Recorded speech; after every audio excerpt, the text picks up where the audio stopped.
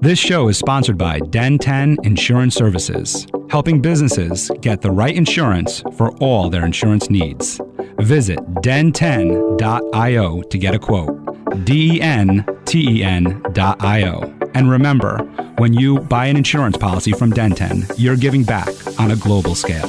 Hello, all my entrepreneurs and business leaders, and welcome to the Michael Esposito Show, where I interview titans of industry in order to inform, educate, and inspire you to be great. My guest today has worked with Stanley Cup champions, NHL MVPs, Super Bowl champions, Olympians, 8, 9, and 10-figure entrepreneurs, and Fortune 500 companies. From a young age, he has always been self-motivated to improve, developing the discipline and work ethic necessary to excel. At 13 years old, his father said, "Son, talent will get you noticed, but consistency will get you paid." And that set up his quest of founding Own It. He has a knack for making the complex simple and is among the best in the performance industry. Nobody takes the latest research on nutrition, training, and recovery and packages it into a digestible, systematic, and applicable steps. He is an Amazon best-selling author, podcast host, TED Talk presenter, and founder of Own It. Please welcome Justin Roethlingshoefer. I hope I got that right. Nailed it. You got it, Michael. We're 1 for 1 already. 1 for 1. We got a win in the books. That is awesome. I am so excited to have you on the show today. There's so much going on in my world that relates to your world.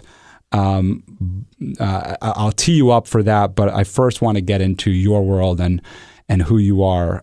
So the tee up is, I think I'm like working on becoming on a keto thing, like a ketosis state. I'm working on that. So I can't wait to like get into the health and nutrition part of this and find out if everything I've learned is all wrong. But you know, your dad said this to you at 13 years old, that you know, talent will only get you so far. Why were you having this conversation with him? Why did this come up? Yeah, so it's a really great question. And the unique part about it, Michael, is I'm very bold in my faith. And I tell this story all over, but when I was 11 years old, I had a dream, and I saw God, and he said, "Justin, I've put you on this earth to redeem the health of the world." And grew up in a faith-based family, and I had a relationship with God from a young age. And so that wasn't weird to me. And so woke up and kind of was what it was, and happened to also be a very talented and gifted hockey player, and was playing with 15, 16-year-old kids at 12, 13 years old. And as I was walking, or as I was coming home from a game with my dad, and I hadn't played very well. I hadn't been playing very well for a few weeks, and just hadn't been standing out. I was frustrated. And my dad looked over at me and he said, "Son, talent will get you noticed, but consistency will get you paid. And your payment will come in the form of spiritual freedom." And that was really like a solidifying and prophesying moment for me from kind of that dream that I had. But also it told me that it just made sense to me immediately. Like, yeah, I need to be more consistent. Like, I need to take ownership of my earthly being, this body that I've been given, and become the most consistent version of me. And that should be what I'm focused on. That should be what I'm putting all of my time, energy, and effort towards, because the end result is just going to be a consequence of being consistent. I mean, and so that's where everything went to for me. And it really parlayed my obsession with the human body at 12, 13 years old. Remember, 12, 13 years old. I don't know if you guys as listeners or if you remember what you were doing at 12 and 13, but I was wearing pulse oximeters, heart rate monitors, brainwave sensors, sleep trackers, reading medical journals, calling up my docs for all these raw lab reports that they had on me so that I could look at them. And if that wasn't weird enough, Michael, it was the fact that when I looked at everything and I read everything and I had all this information being deduced through my mind, it all made sense. That was the weird part about it, is that I could see things and I could understand things and I could take action on things that was very confusing for others. And I still remember I was reading a medical journal, and it started to talk about this metric of heart rate variability. And from the age of 13 through 19, pretty much every day I measured and calculated my own raw heart rate variability score every single morning. So helping to understand how my body was adapting to stress and strain from the previous 24 to 48 hours. And that whole component, everything that I've kind of just come through, was because of my dad's foresight or calling to kind of prophesize over me and say, hey, you know what? Talent will get you noticed, but consistency will get you paid. And I hope it resides for all of the listeners out there. I don't care if it is talent in a sport, or talent in business, or talent as a parent, or talent in a marketing sense or an artistic sense, but it's all about the consistency. And when we can come back to consistency and knowing that we, the human element, are the component of being consistent, that's when we start to see the real value that exists there. That is an amazing childhood. So I grew up in a very special home. I that was where I was going to go with this, my next question. But so you asked the question of, you don't know what I was doing at 12 or 13 years old. I'm going to tell you. I was studying for my PhD. No, I'm just kidding. I was playing. Amazing. I was playing with Legos, man. I think I was obsessed with Legos when I was a young kid. And I believe, because I have a younger brother who's 9 years younger than me. And so I would play with him with Legos, and he got into them big time with me. And we started building all these like really cool villages and Legoland. So I believe like almost into my 20s, I was playing with Legos. So that's what I was doing, and probably watching things on television that didn't help me grow at all as a person, and definitely playing some sports and basketball. So. And I grew up in a home where, religion played a strong part in our life as well, where I actually was an altar server all the way up till my early 20s, actually, being an altar server and a part of helping out on the whatever it's called. I want to call it the stage there because that's what we do so much of now, is the stages. But and that has a lot to do with my childhood and my parents being very involved in the church, and other things happening in our lives of whatever it was. I was a skier. I played basketball. So the home, of course, plays a big role in that. I'm interested in this desire that you have to help people with understanding the human body, and then this compulsion that you had to figure it out on your own. And one last thing I want to add to it before you just answer, and I'm sorry to jump in real quick, is I grew up in a medical household too. My father is a physician assistant. My uncle is a cardiologist. My great grandfather was a doctor. One of his children was also a doctor, so a grand uncle on that side. So I grew up with a lot of medicine in my home, but never did I have an obsession with the human body, which I do now. So I certainly want to dive into that, but I want to understand this childhood that you had and this home life that you had that kind of really pushed you towards this obsession.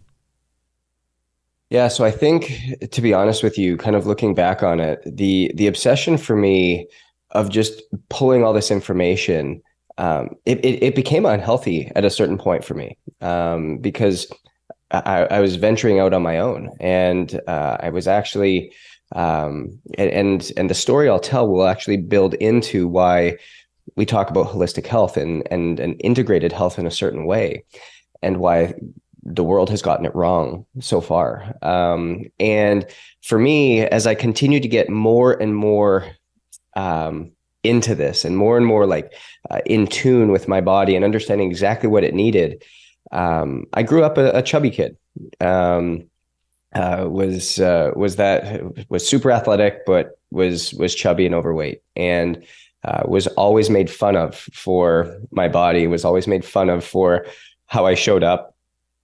And it wasn't until that 12, 13-year-old that started to train, started to pay attention to things, and started to adjust some lifestyle factors that literally over the course of a summer, I think I dropped like 23 pounds. I'd also grown. And so all of a sudden your body composition drastically changed. And so much so that when I came to tryouts and kind of like training camp that fall, parents would see me and go, "Oh my gosh, Justin, like I didn't even recognize you." And all of a sudden my friends started to say, "Man, you look you look awesome. Like, what did you do?" And in my mind, I really didn't do anything. I really didn't change all that much. I just started making little iterative changes and became consistent over the course of a 3-month period. And everything kind of converged at once.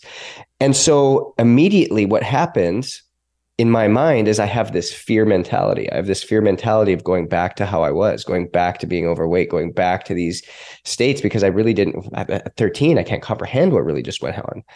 And it actually threw me in the opposite direction, where I was limiting how much food I was allowed to eat. I was over exercising. I became obsessive to every nature of it. And I was going to doctors, was going to therapists, was going to all these people. My parents were trying to help me through this process, but we were treating it in an unintegrated way. There wasn't anybody that could really speak the language, and it all made sense to them.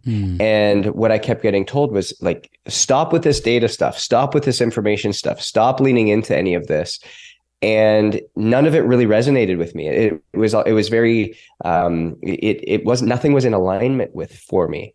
And it wasn't until I actually had one of my coaches that, I was 15 at the time. And we sat down and we had a real good conversation about what holistic integrated health meant. And it clicked. For the first time in my life, it clicked. And when we think about this, I want people to like harness this for a second. The root word for integrate is integrare, which means to make whole, make something whole. And then the same thing, the root word for holistic is halos, which means all or entire. So we have in our world integrated health, holistic health, but yet how do they approach that?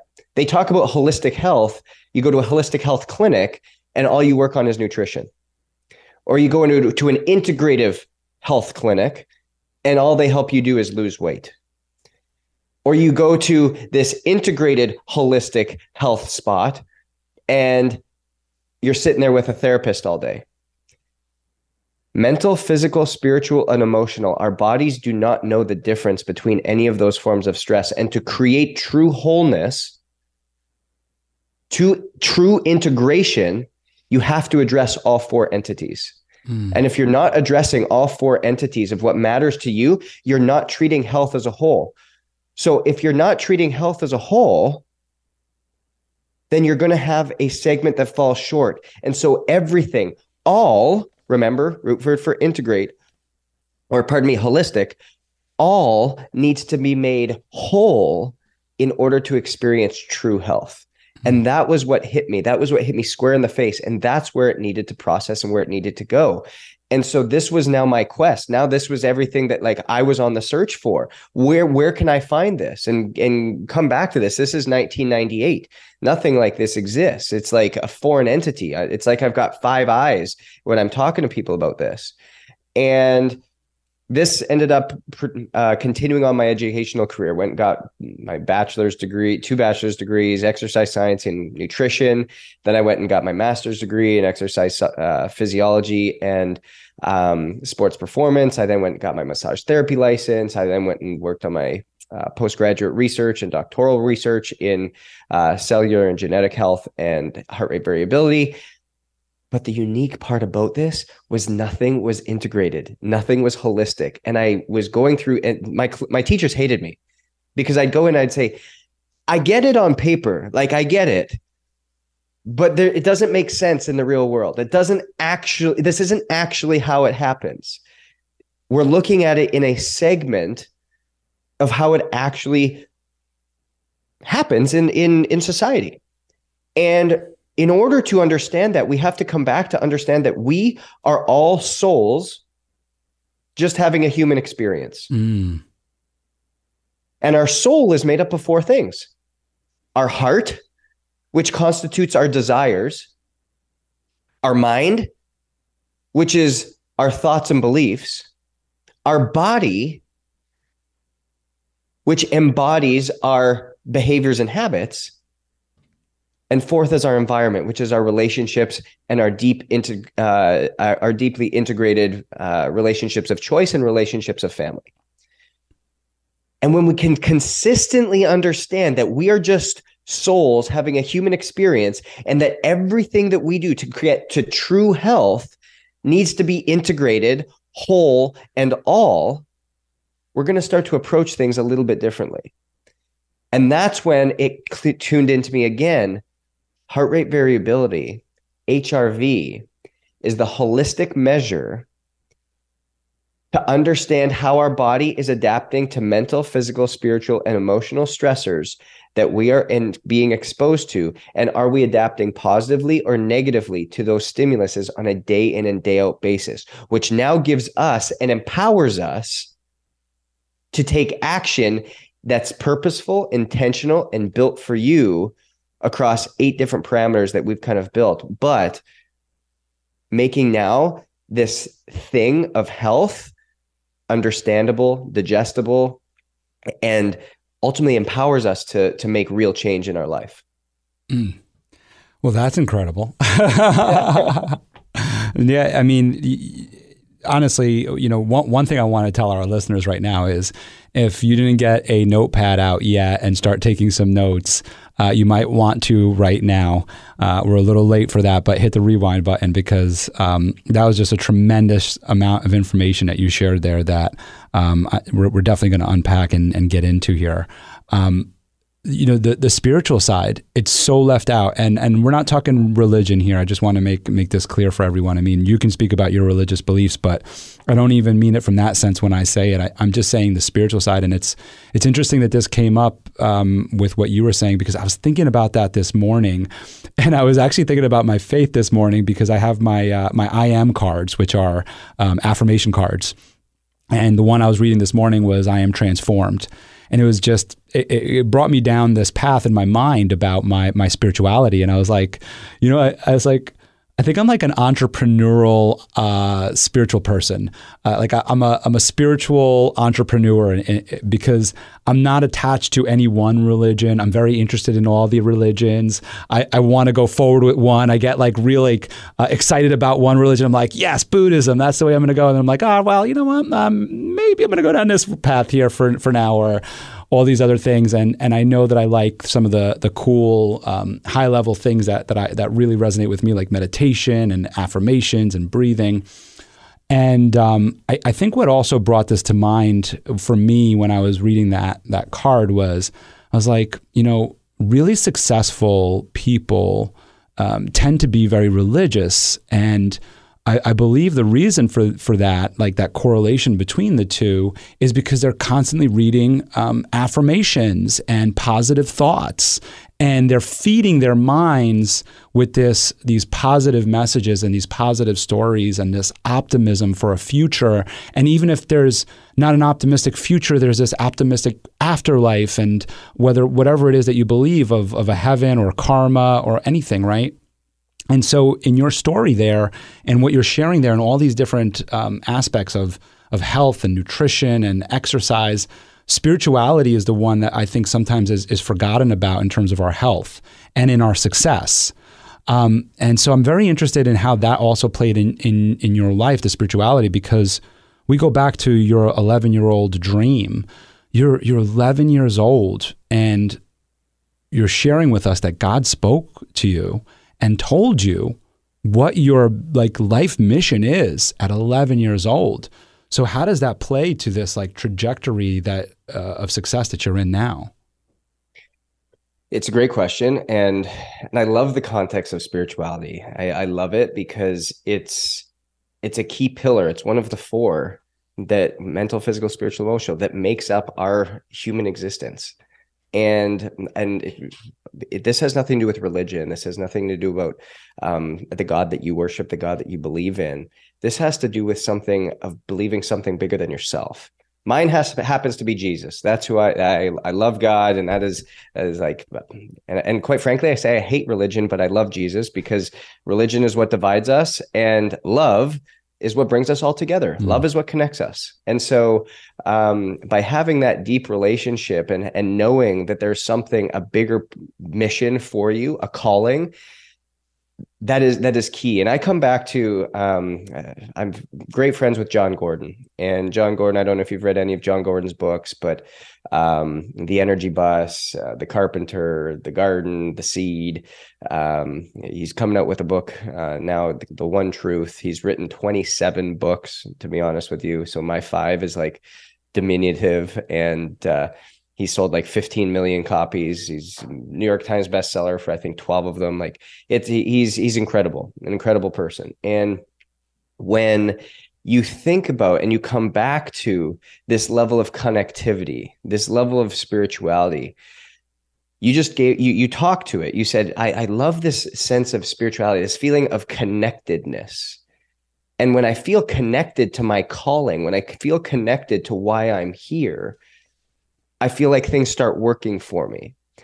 And I get that through meditation, or I get that through breath work, or I get that through something else. And I want to come back to this passage in Genesis. It's Genesis 2:7, where it says, God formed man from dust from the ground and breathed life into his soul, making him a living soul. And so literally, when you are doing breath work, you are fueling the origins of life. You are fueling how this all became and how this all started. And if we come back to this and we think about just being born, there's a 1 in 40 billion chances that we are going to be born. 1 in 40 billion. So the fact that we're here is already a miracle. The fact that we're here means we've already won. And all we have to do is lean into the greatness that has been placed on us. There is a God-given calling on each one of our lives to be world-class at something. I'm saying like world-class. I don't care if it's a world-class golfer, a world-class podcaster, a world-class mom, a world-class teacher, a world-class garbage man. I don't care what it is. You have a calling on your life to be world-class at something and pour into somebody and be there for somebody, to be the miracle for somebody else. But what that requires is it requires being so connected to what that calling and what that desire is. The calling can sometimes be a little bit overwhelming, just like purpose, or how I say Simon Sinek ruined it for everybody by the power of why, because it can be so daunting and overwhelming. But if you come back to it just on day in and day out, what do you desire? What do you desire? What do you want? And that is what you're meant to reach for. That's what you're meant to go for, is what you desire most, because that is your calling. And that's what exists there. If I go back to the soul being made up of 4 items, your heart, your mind, your body, and your environment, the core of your soul is your heart. And the definition of that is truly, what is it that you desire most? From a very young age, we started to desire things. We would cry, and as a child, we would cry and yell and throw temper tantrums when we wanted food. That's what we desired. That's what our body wanted. All of a sudden, we grow up a little bit more, and we want to start dating the girl. We come back, we stress over it. We harp on it. We get depressed in our rooms because we can't get the girl or don't know what to do. Next, it's our business. Next, it's whatever your desires are. That is where you are meant to be at that given moment. But if we are disconnected from our calling, if we are disconnected from what our soul wants, we become unhealthy. Why? Because we can't understand what we were put here for. We can't understand what our next steps are. We can't understand what our journey is meant to unfold with. And so staying connected creates a deep sense of purpose. Anxiety, if you go actually to the root word of anxiety, the root word means to be divided. And so when you have that level of anxiety, it means that we're just divided from whatever our calling is, divided from whatever our desires are of our heart, and our soul is thus communicating that to us. And if you went even deeper, and we'll bring this over again into HRV in a second, but there you will have a neurological impact on what HRV says. In the moments where you're feeling disconnected, if you were to take a look at HRV, anxiety high, stress levels high, emotional stress high, you will see that HRV is low. Indicating, hey, there's stressors going on in your body that you're unaware of, that you're disconnected from, that you need to bring back into certain balance. And how do we do that? Meditation, breath work, alone time, reading, getting reconnected to your purpose, regeneration, recovery work, sleeping, all of these types of things. And so when we come back to that one truth, the one truth of how we need to show up day in and day out and align ourselves, that's how we are able to then take ownership of these vessels that we exist in, these bodies that we exist in, that will be here for a finite period of time, but our souls will go on to somewhere else. But the health of our soul is what we have to steward. We have to understand that. And the moment that we can understand what's happening with ourselves is how we can then steward the rest of our giftings, the rest of our talents, the rest of our treasures to serve everybody else. Because we were here to be put in a place of service. And I don't care what that is. I've worked with so many billionaires, so many people that have everything. And I'll give you this example here. I had a guy probably 7 months ago, come up and he's sold 2 companies. Guy's worth about $5 billion. He's got homes in every place that you could want: Breckenridge, Hawaii, Miami, Italy. He's got 4 kids, a beautiful wife, all the cars, all the toys. And he came and he's like, Justin, I'm just like, there's something missing. There's something missing. And I was like, oh, like new car came out. I haven't gotten that one yet. and he's like, no, just something missing. I was like, hey, like, what's up? And he's like, I need to lose 30 pounds. I was like, okay, sounds good. I want to live longer. I want to be able to use everything that I have and make an impact in this world. And it's time for me to start focusing on my health. Him thinking health must be physical. Need to lose 30 pounds. I said, let's call this individual Clay. I said, Clay, what's on the other side of the 30 pounds that isn't available to you today? And he goes, well, what do you mean by that? I said, when you lose 30 pounds, what will you have access to that you don't have access to today? Let's get to the real root. Let's get to the desire that lies beyond this 30-pound goal. And he got tears well up in his eyes. And he said, I just want my son to see me as a real life superhero. And I get goosebumps as I like tell that story because it's so real in how he like communicated it. And if we go back, I want to break this down. His heart, his sole desire was not to lose 30 pounds. In fact, it was to have his son see him as a real life superhero. But because he was putting his health as losing 30 pounds as his sole desire, his belief system, his mind thought, I can't be happy until I lose 30 pounds, but these 30 pounds I've lost and gained back 15 times before, and I really can't find it there anyways. So I'm not going to really stay consistent with any of my habits, and I'm just going to go and do a yo-yo diet and just do a juice fast until I lose those 30 pounds, and then I'm going to go back to eating the normal way, and I'm going to get it all back, and that constitutes my environment. So my soul is in constant disarray, not knowing what's there. All of a sudden, we get him down to the key desire, which is he wants to be the superhero of his kid's life. Much bigger, much core, much more of a root core desire. That changed his thought pattern. if I need to be the superhero of my kid's life, if he wants to see me this way, then I have to ultimately change the way that I'm thinking. And I have to become my own superhero first. Thus, changes his behaviors, his habits of waking up and working out and getting some recovery work in and eating the right way and stewarding his body the right way, his habits and behaviors. And thus he had to change some of the people he was hanging around with. He had to change some of the things he was listening to. He had to change some of his immediate connection points. And all of a sudden, he didn't lose 30 pounds. He lost 60. And I get this email on the 1st of November. And it says, "You're my hero." And I was like, that's weird. Okay. And I pop it up and it's a picture.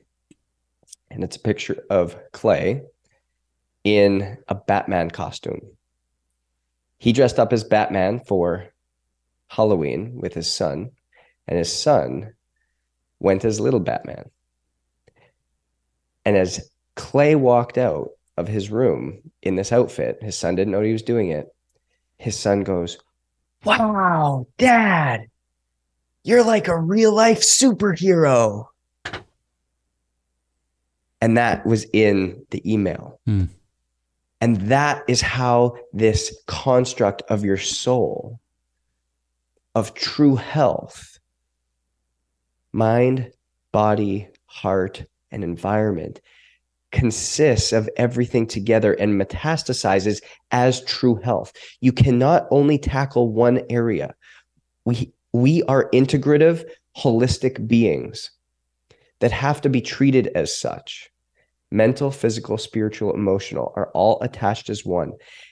And when I got back on a call with him in November, he's like, "Man, I am more content, more at peace and happier, and life is working better than it ever has before." It's not because he lost 30 pounds, 60 pounds. It's not because he all of a sudden got another car or another business was winning. All of that is great, but it's because for the first time, everything in his life was in alignment and was being treated holistically and in an integrated way. And that's available to each and every one of you guys. That's available to everybody. But it takes understanding what us as souls having a human experience are actually made up of, and leaning into that desire that we have. We were built to be great. We were built to be world-class, not mediocre. Not mediocre at anything. Doesn't mean we're meant to be excellent at everything. It means we're meant to be world-class at certain things, mentally, physically, spiritually, emotionally, and those have to be integrated together. But it takes awareness of what is that desire for you? What lies at the core? What lies at the heart of what you're wanting to accomplish? And realizing that your body, your earthly vessel, is the vehicle that you're going to utilize to get to that desire. That is an incredible story. Honestly, I got a little emotional listening to it because it's because of the emotion that's brought in when working with somebody on that level. There's a couple things that I have in terms of questions here. One of them is hopefully a simple one, and then the other one not so simple. So I'm going to ask the simple one first, which is when you're talking about breathing work. I'm interested in that. Wim Hoffman was on Joe Rogan's show, and we learned a lot in terms of breathing work from that. And I ended up going on to his Instagram and all his social media and trying to learn as much as I could in terms of breathing work. I don't really follow his techniques, but I have my own technique where I take, especially when I meditate, I do box breathing where I breathe in and hold and release. But then I do another technique where I actually hold for as long as I can, and then I release, do a couple more breathing, and then release and hold as long as I can. So I'm interested in, but I don't have a set routine, let's say. It's more of like what feels good for me in that moment when I'm meditating. So I'm interested in some of the breathing exercises that you might do or that you might share with our audience. Oh, I love one thing that you said, and this is so many people hate my answers because they sound exactly like this. Is you were like, I just really do what feels best for my body at the time, and that's literally the answer. That's awesome. There is not one set thing that's best. I say, and we'll get into this, but like red light, sauna, cold tub, dry needling, massage. There's all of these tools are great. They've all been created out of an intention to do something great, which is to help people. But not one tool is great for everyone, and not every tool is great for everyone all the time. That's something we have to wrap our heads around. Like the supplement companies, the diets, the nutrition, the exercise, and we can go through the controllables, the breath work, the meditation, like all this stuff. It's not great for everyone all the time, even though they're all great. And so we have to understand what our body's asking for, what our body's requiring, what our body is saying. Hey, this feels good. This is actually putting me back in a good space. But there's a couple things I can kind of shed light on. And so you talk to them. The Wim Hof breathing method is, it's more of a hypoxic breathing method. What that means is you actually build up carbon dioxide in the body. So that's why you start to feel tingling in the hands and maybe a tingling in the face or a coolness in the face. And what that's doing is it's creating a rush of oxygen when you stop. And so your body becomes more efficient at carrying oxygen to your brain and to your muscles, which is why it's an energetic breath. After you're done it, you feel, hey, like I'm energized. I like feel like mentally clear for the first time. And so when you think about an upregulating breath or a downregulating breath, and this again can depend on whether you're trying to stress relieve or whether you're trying to get yourself going during that mid-afternoon lull that you might be feeling. So if you're trying to do an upregulating breath, you're going to want to inhale twice as long as what your exhale is. So you might be inhaling for 4 and exhaling for 2, inhaling for 4, exhaling for 2, inhaling for 4, exhaling for 2, or maybe it's inhale for 2, exhale for 1. And so you're going to be doubling the inhale versus the exhale. If you want to do a calming breath, just going to flip it. And you're going to inhale for 2 and exhale for 4. And then inhale for 2, exhale for 4. And so whether you're trying to calm and be more of like a resting, down-regulating breath, or energize and up-regulating breath, you'll just change the frequency. I love box breathing. Box breathing's great. I love breath holds, and you can add a breath hold at the begin or at the midway point or at the end of any of these breathing sequences we just talked about, the up-regulating, down-regulating, or box breathing. Literally anything goes. It's just a matter of what feels great for you, and what kind of aligns with your body. I love that answer. It's funny because I totally understand why your clients might get a little frustrated with that answer. But the reason why I love it is because I think that we speak so much, not you and I, but we as a general society speak so much in generalizations and think that everything works for everyone. And people will say, yep. They'll make a comment on something, oh, you should do. And it's like, well, that might not work for me. And I have learned to accept that for myself, but it's funny that I asked the question, right?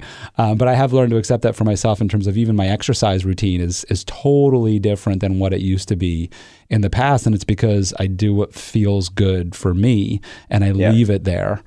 And it's also why, Michael, as you kind of start to learn your body, and we can kind of get into even like some of the testing that we do and some of like, we can get into like why HRV and A controllables are the base of the pyramid, understanding your body here. And when we can figure this out, okay, now let's get our testing in DNA, epigenetics, cellular testing, gut biome paneling, understanding, okay, what nutritional protocols, supplementation protocols, recovery protocols will be more specific for me. And then what tools can help me with this. And so I now build out my plan, and it's never as abstract as I'm saying here. We always have like a framework that we're working off of for each individual. Is it going to be like from an exercise standpoint? Do we need to be more zone 2 cardio based 3 days a week, or do we go more hit 3 days a week, or do we combine those, or like what are we trying to accomplish? What adaptation are we trying to get to? But also let's take into consideration what our lifestyle looks like. What do we desire from a lifestyle aspect? And so when we start building all of these components in, we start to see puzzle pieces fit together for the first time.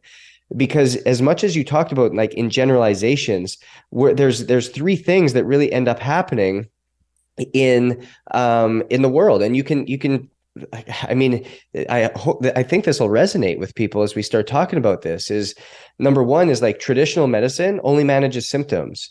And so like doctors have less than 10 minutes with each patient, and really say, hey, go do these 15 things and come and see me next year, and we'll see where everything goes. But then we've got these wearable devices that provide all of this data to you, but there's no insights. Right. And so it's like, hey, your deep sleep was 8% worse last night, but why was it 8% worse? What do I do about it? I know I slept well. I don't feel well. I don't need a device to tell me that I slept poorly. And then you've got these influencers that are shooting advice on their phones that say, hey, this supplement or this workout routine or this travel protocol is going to change your life. But they shoot the advice without any type of context. And so each one of us deserves to have a system and a process that takes personalization, holistically integrated, and ultimately is systematic, that's free of gimmicks, free of generalizations to you. Because I mean, it goes back to our tagline: is everybody is different, and you have to own your different to ultimately realize these results that are sustainable. You're reminding me of the people that you work with, which I'm very interested in right now, because we could use me as an example. But what fun is that? You have worked with Olympians and NHL stars and NFL stars and the rest, and I'm sure even more than that. And again, we could name this unknown athlete Clay, or give it a feminine name. Clay was actually a businessman, and I'll be completely transparent here. Is I started in sports. That's the only people I worked with. Okay, this story will kind of bring us full circle. I apologize for interrupting, but after spending 15 years in collegiate and professional sports as a performance director, I saw how there was data being pulled, all types of data, but the end result was always a cookie cutter approach. You were at training camp, you'd get all of this data back from people, you get all of this information, but yet everybody had the same supplementation, nutrition, workout, recovery plan. We all practiced the same. At the NHL level, that's how things operated. In the NBA level, that's how everything operated. And what my goal was, and this is coming in, remember 2013, like this wasn't cool then. Like there was no, this was very different. And so I got a lot of pushback, a lot of, oh, you're being soft and all of these components. But ultimately now that's how things are being done.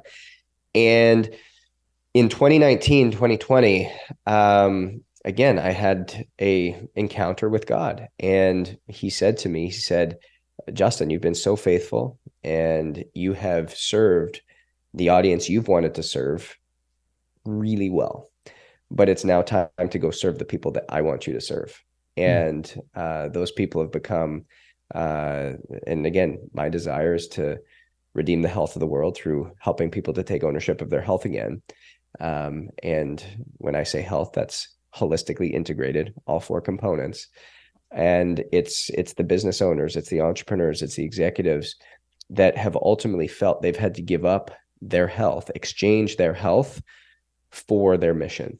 And it's actually the opposite, is that if we can restore their health, they can 30, 60, 90x their impact on their mission.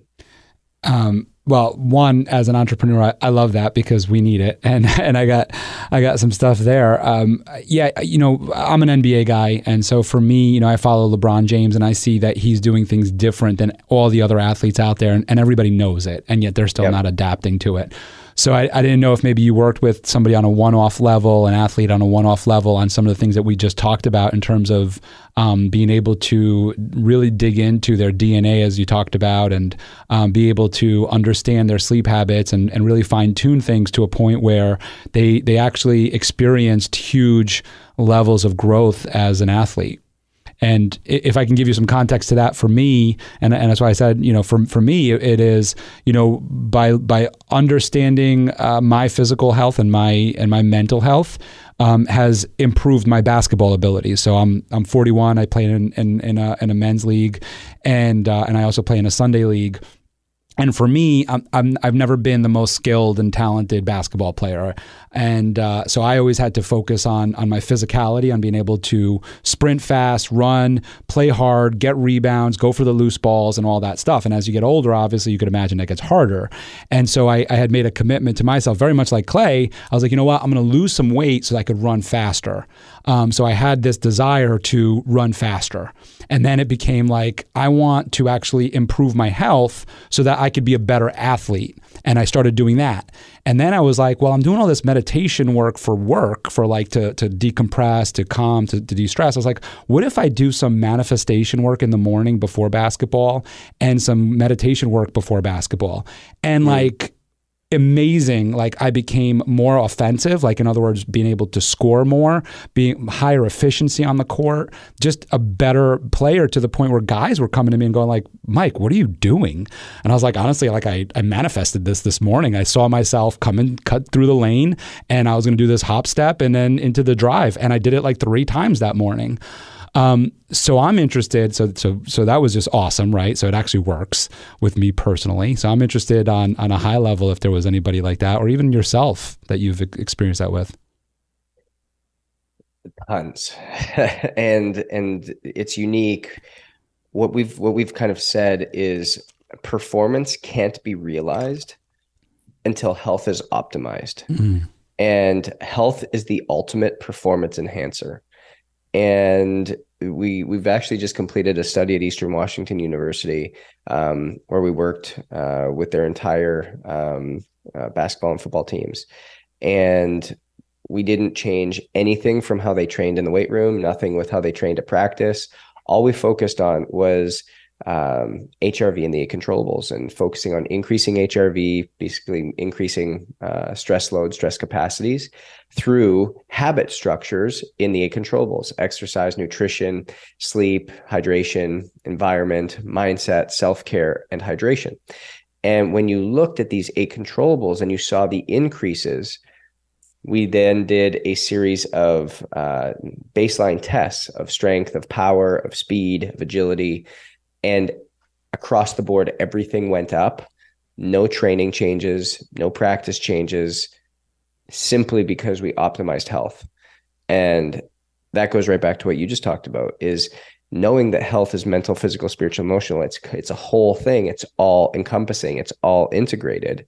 When you focus on health and you become a healthier person, you can also become a better athlete. You can also become and substitute any word there. You become a healthier person, you become a better dad. You become a healthier person, you become a better business owner. You become a you become a healthier person, you become a better entrepreneur. You name it. The performance outcome is greater when you become healthier. And I think it's becoming more and more known, or you hear it more and more, like health is the ultimate form of wealth. Health is something I'm really focused on. I know the importance of health. I think COVID kind of accelerated that for people and kind of its realization. But when you kind of take a step back and we dive deeper into this, I actually, during one of my keynotes, I brought this up and kind of tested it out for the first time, and it hit pretty well. So hopefully it lands for your audience here. Is, as business owners and entrepreneurs, we see time as the greatest asset that we have, which is true. And health let's just call it, let's still say it's the biggest form of wealth, right? Health is wealth. Awesome. But we don't focus on health until it impacts our asset. We don't focus on health until we're out 3 days with a cold. We don't focus on health until we have to go in for that surgery that keeps us out for a month. We don't focus on health until our business partner gets really sick and actually has to take a step back, and it kind of scares us. We don't focus on health, and we're not proactive with it until it affects our asset. But just like, and again, if we're a business, an entrepreneur focused audience here, we know who Ed Mylett is. Ed Mylett talks all about the power of one more. Being able to do one more rep, being able to do start one more business, being able to send one more email, being able to have one more conversation with that loved one. What if your opportunity for one more came 20 years too soon? How much less impact can you have on this world? How much less of your calling will you actually have developed? How much less of life will you have experienced simply because you didn't prioritize your health, which at the end of the day is the one thing that's keeping your vessel going for you to realize everything that God has put on your life to be great and excellent and outstanding at. Right. And when we can really harness that, it's like, man, why wouldn't I lean into this a little bit more? Why wouldn't I put a little bit more focus on this? Why wouldn't I take ownership of my own health and stop putting it in somebody else's hands and knowing that I'm just living in this space of fake health? There's a continuum I talk about. On the far left side is death and disease. And on the far right side is true health. And in the middle is this space of fake health. And this is where 90% of people live. Disease-free, but symptom-full. Anxiety, headaches, nausea, bloating, brain fog, body aches, can't sleep, chronic fatigue. This is where people live, in this 90% space. And the only thing that determines whether you go left or whether you go right to true health or to death and disease is how long you spend in fake health, because the window starts to close of where it goes from prevention, which puts you into true health, or the window closes and you have to go to treatment. And that is the thing, is we feel like everybody's telling us that, oh, low energy, it's just a part of being an entrepreneur. Oh, that little weight gain you get, just part of owning a business, traveling all the time.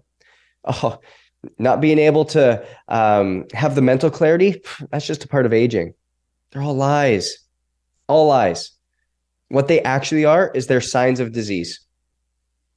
That's what they are. It's a sign of fake health, and you're in the middle of the fake health continuum, and we need to pull you from there and bring you into this space of true health, because there is so much more life for you to live and so much more impact for you to have that's available to you. It's just we haven't created the ecosystem that can actually provide that for you. Well, they haven't found it yet, because that's what you do at Own It, right? That's the ecosystem. That's been the mission, and that's ultimately been what we've been able to put together, which has been, again, by just the grace of God, that we've been able to bring this together and impact people at the level that we have. It's incredible, because part of what I was thinking about too in all of this, I mean, we haven't even gotten to one of the most impactful stories I feel like I've read from your bios yet. We will in a second, but one of the questions I was going to ask you was about, as an entrepreneur, as a business owner, as a community leader, as a mom, as you said, as a stay-at-home dad, whatever it is that you're doing in your life, this issue of time comes up, and it goes. And the story that is told, and you and I know it very well, and sometimes I tell it to myself too, is I don't have time to go for a walk today. I don't have time to eat that healthy food today. I don't have time to sleep an extra hour today.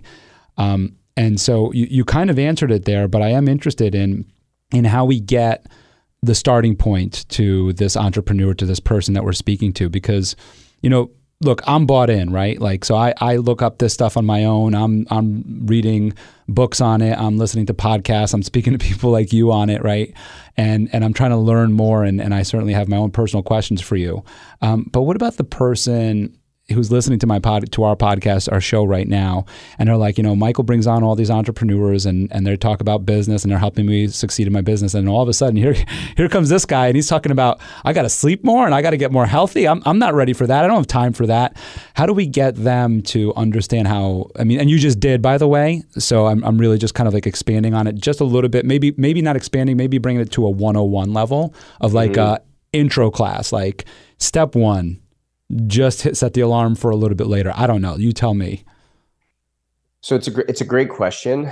And there's a couple ways I'm going to address it. Number one, I know the way that like I can talk and kind of the way that it kind of gets perceived from somebody who's not even like hasn't even stepped into the ring yet. It can seem overwhelming and it can seem like, oh my gosh, like I have to create this change overnight. The answer is no. Like if you were to say, hey, I need to start a business tomorrow, and you're like, hey, these are all the steps to do it. This is how you create a really successful business. Somebody like, oh, well, there's no way I'm ever going to start a business. And you're like, no, it's actually pretty simple. You just have to figure out like what your idea is, what's the desire that you want to do, and then just take step one, which is maybe put up a website. Maybe figure out your delivery system. Is it a product or is it a service? Like let's just start with something. But we can't tell you what that something is. We have to understand where you are first. The same thing here is we have to get down to the core root of your desire. Like, what do you deeply desire? And I would tell people, if you don't know what you deeply desire and you don't desire to be truly healthy, then don't start. Don't start yet, because it's going to be really frustrating for you. And you'll get on the train and off the train, on the train and off the train, and don't start. But when you truly can sit back and go, hey, your priorities will all of a sudden start to shift. And that 90 minutes of Netflix that you watch at night, maybe 20 minutes of it turns into preparing a lunch for you tomorrow. The 3 hours of emails that you send right up until when you go to bed, maybe you only do it for 2 hours, and that last actually preparing for sleep, preparing for one of the most restorative processes that actually happens in our body that allows you to be more aware, more mentally alert, and at a higher capacity for the next day, so that 3 hours of emails you have to send actually only is 1 hour of emails, because you got so much more done during the day because you were a better version of you. There was a story. It was 2016, and it was in my 6th year in the league, and I was looking at a whole bunch of data. Like my routine was, we'd play the game, I'd go live with the data, I'd be given in-game feedback to the coaching staffs, adjusting things live, and then I'd watch the game after for individual players and pair the data up to the actual video sequence and make notes for what we were doing the next day. So I was usually up till 3:30 in the morning, only to be at the rink for 7 o'clock for morning meetings with the coaches and keeping it going. And at game like 55, our head coach came up to us. We were on a road trip. We were in San Jose. He came up to me and he tapped me on the shoulder and he goes, hey, dude, like, I got to tell you something. Don't take this the wrong way. You're brilliant. You're amazing at what you do.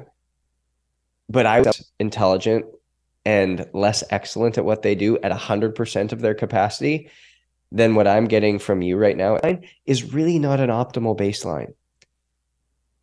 Just transcend any day-to-day experience.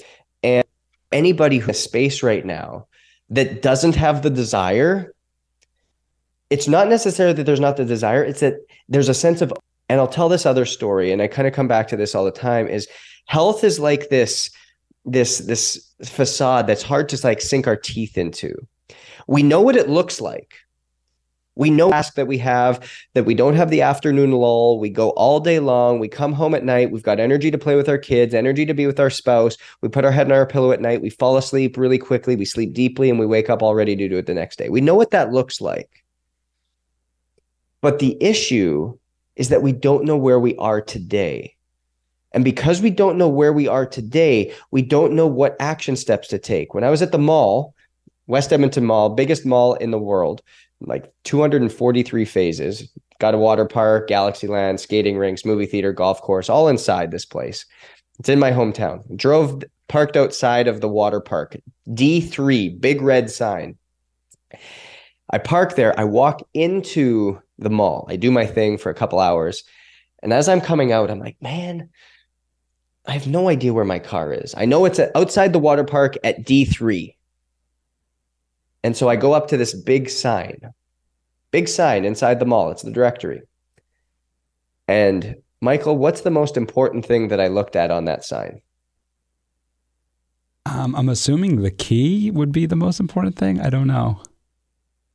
The most important thing is that big red dot that says you are here. Oh, okay. Yeah, that makes sense. Because as soon as I look at that red dot that says you are here, I'm like, oh, there is the water park and the parking lot, but here's where I am. So all I have to do is go up and take a left, and I'm there. And for us, because we don't know where we are, or we're fearful of identifying where we are, all we do is we keep this idea of what we want it to look like and keep trying random things left, right, and center, but we're caught in the tornado of confusion. And this tornado that never actually works. Because I could have stayed in that mall and kept going left, right, up the escalator, down the escalator, back this phase. I think it's over here. I think I remember. I'm just looking for D3 outside the water park. Right. And I'd continue to be lost. And that's how we operate. Is we know what energy looks like. We know what health looks like. We know what we want it to be like. But because we don't know where we are today, it can become very simple. Michael, go straight ahead for about 3 weeks, turn left, go straight for another 2 weeks, and turn right, and there you're there. But instead, we're going left, right, straight, backwards, up, down, lay down, up, down, like. And a year later, we're still in the same tornado. And we're just like, I can't figure this health thing out. I give up. I'm going to follow. I follow these things. I'm really regimented. I'm really detail oriented. I deprive myself, but I don't feel any better than when I don't do anything. So I'm just going to do my own thing and just do nothing and just not have to worry about it because I'm in the same place anyways. I think that's a very good description of how to get started and breaking it down into, what came to mind for me when you were talking about just starting with one thing or starting small or starting simple is also just habit stacking, in that, essentially that's what that person is doing, or that example is doing, is you're habit stacking. You've created a habit of checking your emails till 1 o'clock in the morning and watching Netflix, and all of those are habits that you've stacked of being able to watch Netflix and check your emails or whatever it is, right? And all you're doing is, when you cut that piece out, like what you just talked about, is you're creating another habit and you're putting it in there and you're implementing it. And so you're habit stacking. And so you can add other habits, other good, healthy habits to all of that. Another thing I want to add to what you just said there, it's funny because you caught me off guard because I'm listening to you and you're like, Michael, where do we look at on the map? And I go, the key. And while you were describing the rest of it, I'm like, boy, I feel like a dummy right now not knowing the answer. But then I started realizing, when you were talking about the tornado, is that one of the other things that we're looking for is the solution. And that's probably like where I was stuck in that story there. I was like, well, what's the solution? How do we get to D3? And to me, that's the key, right? The key is the solution. It's giving us the answers to the problem that we're trying to solve. And I think that that's also what we get hung up on, is we're just looking for the solution when we don't even know where we are. So solution to what, right? I want to go down Well, one, I got to ask this question about health because we're here, and I want to ask this is, so I started doing intermittent fasting, and in my path of intermittent fasting, where I no longer eat for several hours throughout my day, then I have this like couple hour period where I eat and then I go again, and obviously day after day, I actually have felt more energy. I actually don't have the lull that you were speaking about, the afternoon lull. I feel like great. I'm exercising at a higher level than I ever have. I've lost a ton of weight, which was originally the goal, but is no longer. There's just I'm feeling so many positive benefits from it. To the point where I actually started looking up information on it, some more information on it, and learning about ketosis and getting my body into a state of ketosis, which removes brain fog. From what I understand, by the way, I want you to kind of like help me make sure this is accurate or not, but removing brain fog, helping me function better at a higher level. And so I'm interested in your opinion on this, on its intermittent fasting and the state of ketosis that I'm speaking to. Yeah, it's unique when you start talking about intermittent fasting, and again, I love it. I think it's a great tool. There's a whole slew of reasons why you should fast, and there's a lot of spiritual components to it. There's a lot of mental and emotional components to it, and then obviously there's physical benefits as well. The ones you're talking to come back to the reason why. It's kind of been taken out of context, to be honest with you. And I'll kind of come back into this as to why.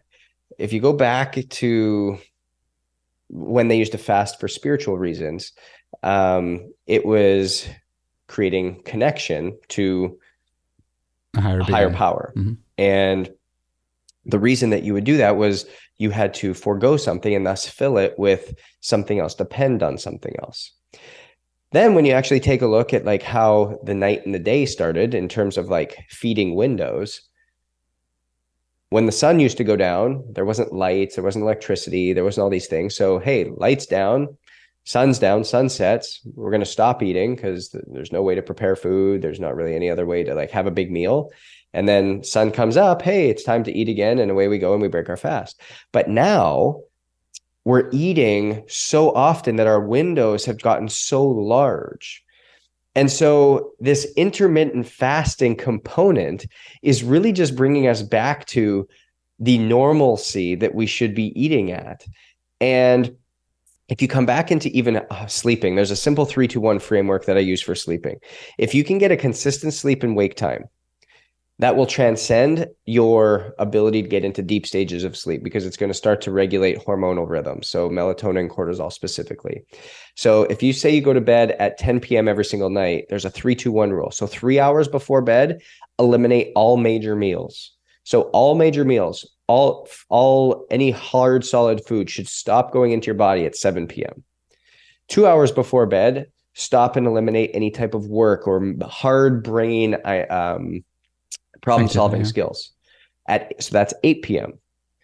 1 hour before bed, you want to eliminate any type of red light, blue light, and get into some type of night routine. So I call it a parasympathetic buffet. So anything that's going to stimulate your parasympathetic nervous system and get you into that rest and digest mode. It could be meditation, it could be breath work, it could be stretching, it could be reading, it could be going for a walk, it could be anything like that. It could be a sauna. And if you follow that, the reason we do that is when we eat food, it increases cortisol levels and increases the need to start digesting again. There's 400 times more melatonin produced in our gut than by the pineal gland in our brain. So if we're eating late into the evening, we're not digesting food. We're not actually utilizing it properly. And it's also going to disrupt our sleep patterns the next night. If we disrupt our sleep patterns, we're not actually going to get into deep restorative states, which is going to create an imbalance in the ghrelin that exists in our mind, which is your satiety symptom, which allows you throughout the day to feel satiated and feel full, which is why when we're on sleep deprivation, we always feel hungry because our body's like, hey, I need more sugar. I need to get going. And so you just start overeating, and it's a cyclical cycle. So if we follow this 3-2-1 rule, 7 p.m. at night, we should stop eating. Well, now let's say we get up at 6 a.m. in the morning. 6 a.m., we get our workout in, we get some emails done, and we now go and eat at, let's just call it 9 a.m. Well, what have we naturally created? We've naturally created a window. an intermittent fast. Mm-hmm. But what most of us do is we'll eat dinner at 6, 7 o'clock, maybe 8. We'll then have a snack at 9, 9:30, 10 o'clock. And then all of a sudden we wake up at 6, and the first thing we do again is we grab food again. And so we're only giving ourselves 6, 7, 8 hours at most, not having food going into our body that it has to digest. So it's constantly having to break down food, constantly having to go through that stress activity. And stress is not like a light switch, it's a dimmer switch. It either increases or decreases as the capacity increases. So that added stress puts us into another state of chronic stress overload, which is going to decrease HRV. And so, which is going to decrease immune function, which is going to decrease metabolic rates, which is going to decrease sleep quality, which is going to decrease ability to handle mental, physical, spiritual, and emotional stressors in other areas of our life. And so when we can get really specific on these windows, and again, intermittent fasting is great. We've just put a term to it, but all it really is living the way in which we're supposed to be living. And this is also why I'm a little bit opinionated on when people should be doing intermittent fasting. Is that, like, I see it all the time. People are like starving themselves until 2 o'clock in the afternoon, but then they're stuffing their face right up until the moment they go to bed. And they're like, yeah, I'm intermittent fasting. Well, kind of. Right. Now you just ate like a pizza and you're now going to go put your head on your pillow. How well do you think you're going to sleep? Yeah, well, I'm intermittent fasting, and then I'm going to grind through the entire morning and be in a state of like brain fog until about 11 a.m. And I'm going to start feeling good, and then I'm going to start eating again at 2. And if we actually flip the component of that, flip the way we think about this, and we focused much more on the 3-2-1 rule and the morning 3-hour time window, we naturally create a much more circadian rhythm built intermittent fast, which is, again, integrated, holistic, and in alignment with the rest of how our body works, which goes back to holistic and integrated overall health. Thank you for that. That's incredible. I want you to know that I do eat very healthy when I break my fast. I did learn the hard way of stuffing my face, and it actually does not feel good. And so that actually is what led me down the path to find more information on, I started Googling and going to doctor and research papers, that is, when I Googled. I just want to be clear on that. I'm just not going to name sources here. But asking, what should I eat when I break a fast? And it was very high in vegetables, very high in nutrients first, like really digestible nutrients, and making it really simple. So I do eat healthy. All right. So I want to jump into this story because this one, it's on your website, but it was just, I couldn't believe it when I read the whole thing. I was like, did that really happen? So what reminded me of this story to bring up for you is when you were talking to us about the story about Clay, and you said, what's on the other side of that 30 pounds? What's on the other side of that? And that if you realize that you can actually have that now before even losing the 30 pounds. And so what that makes me think about is the idea of living into the person we want to become. Is stepping into that greatness now and not waiting for the big paycheck, not waiting for the job opportunity. And I'm going to tee you up right here in terms of not waiting for the room to be full. I love that. So it was my third book. I had just left the NHL. It was 2019, 2020. And I was doing a book launch. Found myself in New York City. My wife was there. And at this point in time, you have to kind of understand I'd just left the NHL, had really left my entire identity behind. That's all I'd ever want to do from a kid was like be in the NHL. And I was living that life. And I'd stepped away.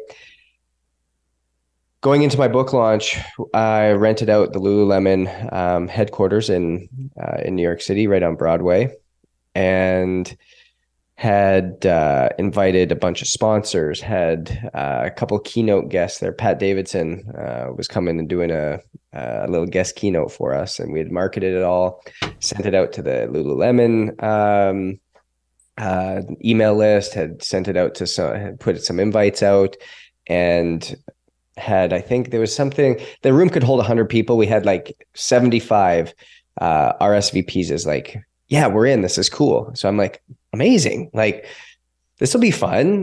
Be able to talk and get the message out and tell a story. We'd flown in a camera crew, a couple sponsors, and show up on game day and start setting up the room.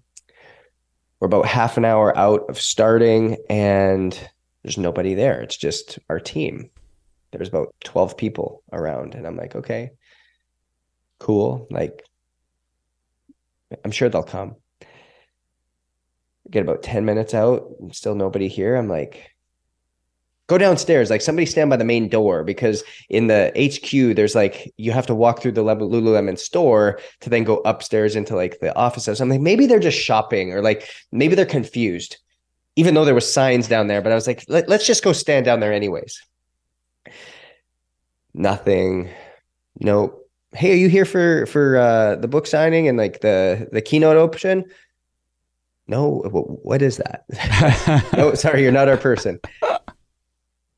An hour past the start time, I finally go, man, nobody's coming. Like, nobody. Like, not a soul. And you can imagine how, like, gosh, I get emotional just talking about it. You can imagine my embarrassment. You can imagine my just disbelief that not a soul came. And I had a decision to make as I walked back upstairs. We could have just packed it up and said, oh, well, sorry, guys.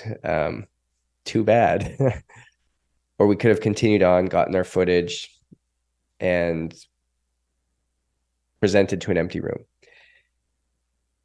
And I got up there, and it took every ounce of me to say, all right, we're going to carry on as if the room's full. I got a camera guy who laughed at me and said, bro, you're going to pay me for this still, right? And I was like, yes, I'll pay you for this. Continued on, presented as if the room was full, and got pictures, got video. And the moment it ended, I packed up, I went home, and I cried the entire room, the entire trip back to my apartment where my wife was. And I got there, and she didn't come either, because she was like, oh, there's going to be 75 people. It'll be fine. And she had like her parents in town. So I was like, okay, you do your thing. And I got there. She's like, how was it? And I'm just sobbing. And she's like, oh no. Like, and so I couldn't even get my wife to come, but it was, and that's what it was like. And so the one thing that I had said at the very end of my presentation, as I said to everybody, I said, you guys just wait. There'll be a day when this room's full. And again, guy rolls his eyes, goes, okay, yeah, sure. Like, I've heard it before. But in my soul, I knew that it was just a matter of time, and that this was something that I needed to go through to test me if this is something that I was willing to put the time, effort, and attention to, and if it was something I truly desired. My goodness. I could feel that. I felt it when you first started telling the story. I was like, okay, he's got some emotion behind this. It's a feeling. I mean, I'm thinking about the capital investment that went into the room for you, of like the promotion, everything. There's so much behind this. I've put on very small events. I'm not an author or anything. I've put on some small events, and I remember telling Katie, who does all of the marketing for me, and much more. She's like my director of marketing, and she listens to the podcast. So shout out, Katie. I told her, I said, Katie, I don't care what happens. I will drive in New Paltz in a van, driving up and down Main Street to bring people into the room. We got to get people into the room. Unfortunately, I had to cancel that event. I had 3 panelists that were going to travel to come and share their stories, and I couldn't bear it to do it to an empty room. So we rescheduled, but I can feel that pain, man, and it's so hard. You feel there's letdown. There's so much happening there of where are my people? Where are the people that my supporters, my rah people? Where are they? And so there's that disappointment, and that they still support you, and something else was going on, like you said, we give the past to certain loved ones, but it still hurts, and so I feel your pain there. And I'll even touch on this a little bit more, Michael. Yep. Even to what you said is, you go back. This was, like I said, 2019, 2020, and a lot has changed in my life in 3 years. And if I was being completely honest with myself, and I take a look back, and I remember the soul, heart, mind, body, and environment, which is your relationships of choice and relationships of family. There's been a lot of realignment there. And the people who I was hanging out with, the people who was in my ecosystem, who I would call my best friends then, really, I started to learn and understand that my friends were my friends because of the NHL logo and the prestige and what that came with. And as I started to realign my soul from an environment and friendship standpoint, and invest in those relationships that mattered, the ones that fed us both back and forth reciprocally. That room, we just did an event with, I think 400 people. That was filled with 4 emails from my best friends. And I call my best friends people that I've met in the last 6 to 18 months. And it's only because you've become realigned with true soul connection.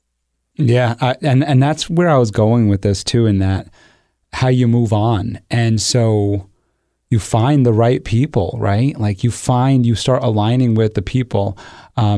There's so much to learn from that experience. And I'm interested in, and you kind of just shared a little bit right there, with filling the room with the right people. What maybe your second biggest learning is from that experience? I mean, if you desire it enough, and it's something that is truly in service of others, just be patient, because the answer may not be yes, but the answer isn't no. The answer is just not right now. And as long as your desire is deep enough, as long as your desire is great enough, as long as your desire is out of service for other people, it's going to create a mindset of inevitable. And having an inevitable mindset is a dangerous person, because it's not a matter of if, it's just a matter of when. And hang on for the ride. That's tremendous. I'm really enjoying our conversation, but I know you got a ton going on, and so as we conclude here in this conversation, you have this. You're an author, you're a podcaster. I just listened to an episode this morning. I was waiting for the guest to come on. I was like, no, it's just him. I was like, all right, we're going to have some fun today. This is going to be awesome. It's so nice. I was just telling Uncle Mike, the producer to this show, to the Michael Esposito show, I was just telling him, I said, I'm excited to meet this guy. He's an author, he's a podcaster, and keynote, there's like almost nothing this guy doesn't do. So I couldn't wait to meet you. So I'm excited. I'm kind of gushing a little bit here, but I want to get to your app, where you've also created an app where people can kind of dive in. Now, could you I didn't get to download the app quite yet, to be frank. I just started taking a look at everything. Tell us a little bit about this app. How can people get their hands on it? What kind of experience should they be looking forward to? Yeah, so it's called the Own It app, and it really helps you understand heart rate variability at its core and what it's all about.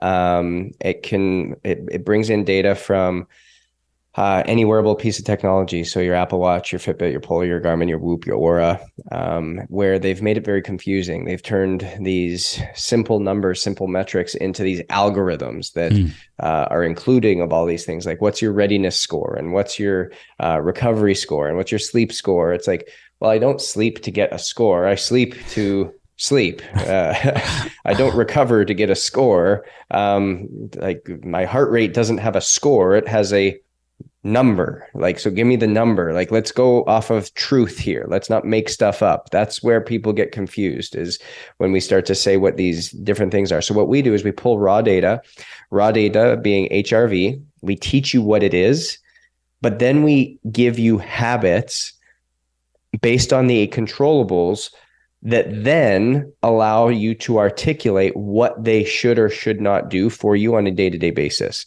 So for example, if you were to go and attach your wearable device and choose sleep as a controllable that you really wanted to focus on, and you instituted the 3-2-1 rule, 3 hours before bed, no food, 2 hours before bed, no deep decision, stop working, 1 hour before bed, no blue light, and start your parasympathetic night routine, and you adhered to these, and you would check them off and you'd get little push notifications, and you were like, have a high amount of adherence, what it would start to do is start to say, hey, Michael, based upon the last 3 days, the last 5 days, the last week, the last month, however long you've been doing this, you've seen a 27% increase in HRV and thus an increase in resiliency by focusing on these 3 habits.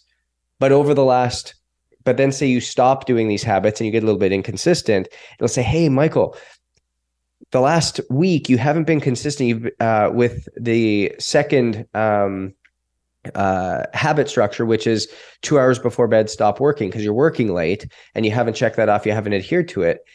And you're going to see, hey, your HRV's actually dropped 11% over the last week by taking that habit out. And so it starts to click and resonate in your mind, man, that habit actually does move the needle for me. That habit is actually important for what I'm trying to do and what I'm trying to accomplish. And so it, again, takes a little bit more priority. That's great. So it's kind of like the training wheels to getting us to where the optimal health that we've been talking about this whole time. Really awesome. Where can people find the app? Where can they get it? Yeah, just simply go on to the Apple Store or Any Android. Play. Yep. Cool. So yeah, and anywhere that you get your apps from, and it's called Own It. And then just download the app, and you can use the code Own It Client and be able to get full access. Awesome. Own It Client. So I know that we have a lot more to talk about in terms of starting your own app, doing the things that you're doing now in the space that you're doing. We haven't even dove into that yet. I'd love to invite you on to come on another day. And in that podcast episode, we just dig into creating an app and all that other stuff. What do you think? Oh, I'd love it. I think it'd be amazing to dive deeper into this and really give people a true framework of, okay, what does this look like? Where can I start? What is HRV all about? What are these pillars, and how can I start to escalate my journey so that I can take ownership of my health again? Awesome. So I'm going to have you on for that. So my final question to you is, I'm going to go back to little 11-year-old Justin and the little dream boy there. And the question is, do you feel like you're responding in the way that God wanted you to respond? Yeah. I think I heard this the other day from Rich Wilkerson, who's just my spiritual mentor and a brilliant man. And he said, spiritual maturity is decreasing the time to obedience. And I feel like that's just something that has happened in me, and it happened at a younger age. And going forward for anybody else out there is listening to your desires, listening to those callings, listening to those feelings that you have, are just whispers and tests of obedience. And so the more obedient you can be, the more fulfilled and the more healthy your life will be at the end of the day. That's awesome. So of course, all of your information will be in the show notes, but just for our audio listeners, could you just share with them how they might be able to get in touch with you, or any websites or anything that you'd like to share? Yeah, absolutely. I'm pretty easy to get a hold of. That's one of the big things. I try to make myself available. So at Justin Roth, ROETH on Instagram, and then ownitcoaching.com. You can find everything there. Sweet. This has been awesome. I've had a great time. I've learned a lot. I'm happy to hear that I'm doing all right on my health, and I know I got a lot more to learn. So I'm going to go check out your app. Thanks so much for coming on the show today. I appreciate you, Michael. Awesome. Thank you for listening to the Michael Esposito Show. For show notes, video clips, and more episodes, go to michaelespositoinc.com/podcast. Thank you again to our sponsor, Den 10 Insurance Services, helping businesses get the right insurance for all their insurance needs. Visit den10.io to get a quote. That's DENTEN.io. And remember, when you buy an insurance policy from Den 10, you're giving back on a global scale. This episode was produced by Uncle Mike at the iHeart Studios in Poughkeepsie. Special thanks to Lara Rodrian for the opportunity and my team at Michael Esposito Inc.